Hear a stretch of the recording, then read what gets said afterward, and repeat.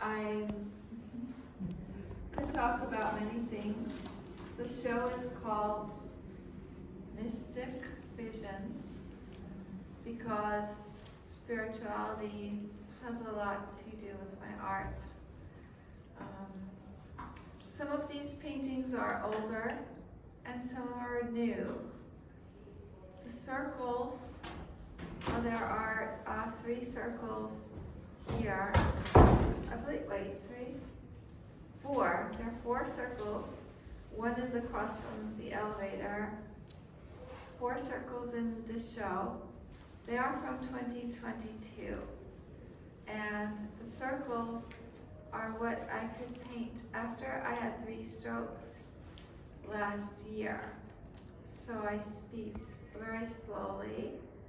And thank you for your patience. And thank you all for being here. It's so great to see everyone. There are some older works. The newer works, the end of 2022, the circles no longer felt like enough. More wanted to come to be expressed. So I think that was a sign of my healing, that more wanted to come. But there was a barrier. I could not, much like with my speaking, with this, which is called aphasia, there was a block. I knew what I wanted to express, but it wasn't coming out. So I began working with an art therapist who really, she helped me have a breakthrough. And this painting over here called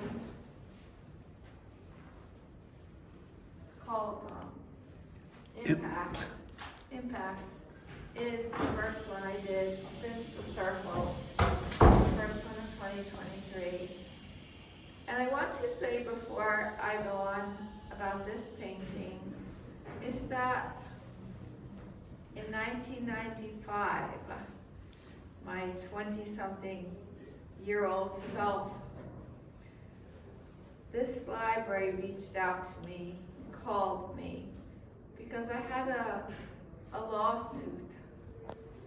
The Manhasset Public Library censored my art and denied me a show. And at the time I was working in a college library, and I asked a lady who worked with the Long Island Coalition Against Censorship, what do you think of this? Is it a censorship case? And she helped me. They helped me, 3 people from the coalition. I was basically, both the Nassau and Suffolk County Library Associations denounced me, said I was wrong. It was in the papers, it was over TV. Anyway, 2.5-year battle in court. I won. First Amendment issue, and it's a precedent. The case set a precedent in the Eastern District of New York.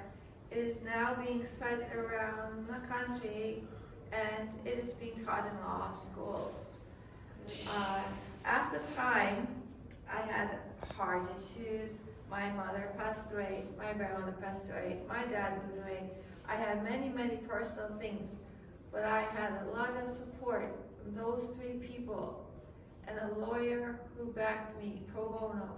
So when I won the case, I donated a lot of money to them, both of those organizations. The lawyers' cause to help people who can't afford legal service, and the coalition. So it was in the papers and on the news channels. My lawyer said, do you want to meet with these people, do TV interview? I was very scared, but I said yes, because people should know, artists should know Because that library in Manhasset, they had to give me back on my show, including the work that had the nude figures in it, that were as faint as these, and as that one over there. These came later, these paintings. So I did have the show in Manhasset after 3 years, but I wanted really I wanted artists to know. And some of the artists I meet now, when they show in libraries, I say, do you have a problem? Did they tell you you can't show nudity? And they say, yes, I'm told that, so I keep it out. I say, why don't you cite my case? So, oh, I need to show, I don't want any trouble. So sometimes I think, why did I do it? But then I look at, it's around the country, it's there. If artists want to use it, they can cite it. Because if a library space is designated a public forum, because it is public, it is protected under the First Amendment. So that's one thing I wanted to mention. So Huntington Public Library here on Main Street, I have not been able to get another library exhibition in any other library since 1995. Wow.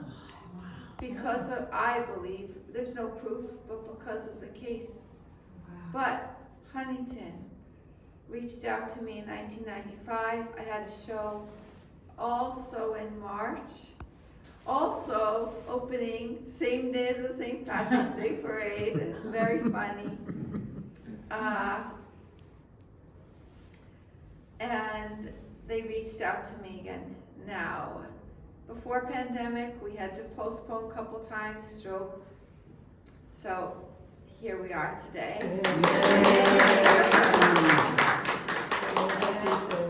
I would like to thank every single person who's here today, showing up for me. The support in my life, the people in my life are the biggest treasure. And special thanks to my dear friend Steve. I know he's my boss. Because without his help, I would not have been able to transport this work, carry it here, set up.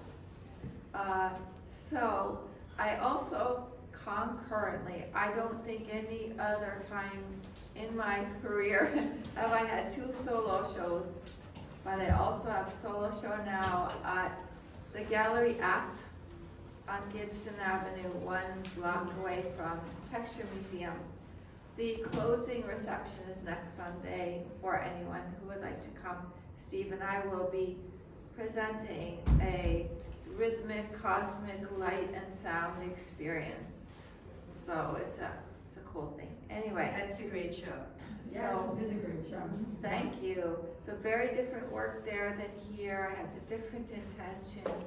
And here I thought Mystic Visions, and I have some new work. This was the newest one, my first one of 2023.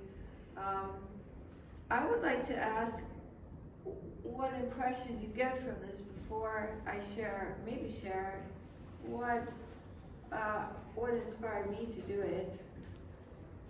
If anyone has an impression of it, I would love to hear what you might feel from impact. Spinal and neuro. So I was thinking of you with your strokes. Maybe you were interpreting what it was like from the inside. Ah, interesting. Anyone else? Yes? Well, I see the cosmos in the person's head, and the combination of cosmos and a human being in the greater context of the cosmos. That's what I see. Yes. The It's greater a what? self-reflection and spirituality. It's fascinating for me to hear, because I knew what inspired me to do it, and if you would like to know, I can tell you. Yes. In 2022, among many things that happened, I lost someone very, very dear to me in a very sudden car accident. He was younger than me. Someone who was my partner for 14 years, even though we broke up in 2006. We stayed in touch. Very dear to me, very sudden. And I was feeling a lot of grief.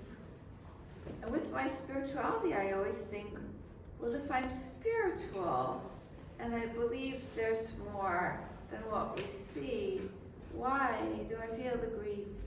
But it's okay. I'm human. In my human body, there's always a little doubt what exists. I say I'm spiritual, yes. But always little doubt. I wouldn't be human if I'm human. There's always a little doubt. But when my friend so suddenly burst from the world, and then I found his poems, which I didn't know I had. One was called Premonition. It was a premonition that he would die young, suddenly. And when I painted this, I had to get something out. And I never planned my art. But I said, I have to put this feeling, grief, into this. And what came out instead to me was the body bursting apart into the cosmos. He was very he was a scientist. And to me, when I finished, it helped me come to terms. Art is the power of art to heal, to transform, to let us inform us of our subconscious. And to me, this was healing. It has showed me, wow, still there in a different form, in cosmos, when they see the stars. There, it's there. Is there any painting anyone would like to know about while I still speak? Can you talk on that one? This one, and what? No, this one. I want to hear about all of them, but I don't want you to be fast. This The circle, or, one. oh, this one, Lead the Way. Oh yes, that one I did in late 90s, I think 96 or 98, I forget. It's about let your intuition lead the way. She has a helmet over her eyes, and in the back are angels with the sky. I didn't put stars in this one, but the blue is the sky, and there are angels holding a heart, like follow your heart, follow, even if you have no evidence. No, it's very much, I do tarot readings too, so very much like maybe Two of Swords, you know, kind of card, where it's, can't see, have no fact, feel, Faith. follow feeling. So, is there anything else anyone would like to ask? I want to go back to that one that you just spoke of. Why that color blue in particular? Sky, that pure blue. As it's getting dark, you notice there's a gradation. The sky always has a gradation from horizon. As we look up, many, many shades of blue. And sky also has many other colors, depending on weather, sunset, sunrise, clouds. I'm fascinated with the colors of the sky because it's not one color. So It's very powerful. thank you. I wanted to capture that pure blue before it gets very dark. So, it's, any other questions? This one? This one, that one, Chamber of Goodbyes. That's, when I was studying, the first shamans I studied with, were from a tradition, when we did, went to Journey, which is Trent-State, to do healing work.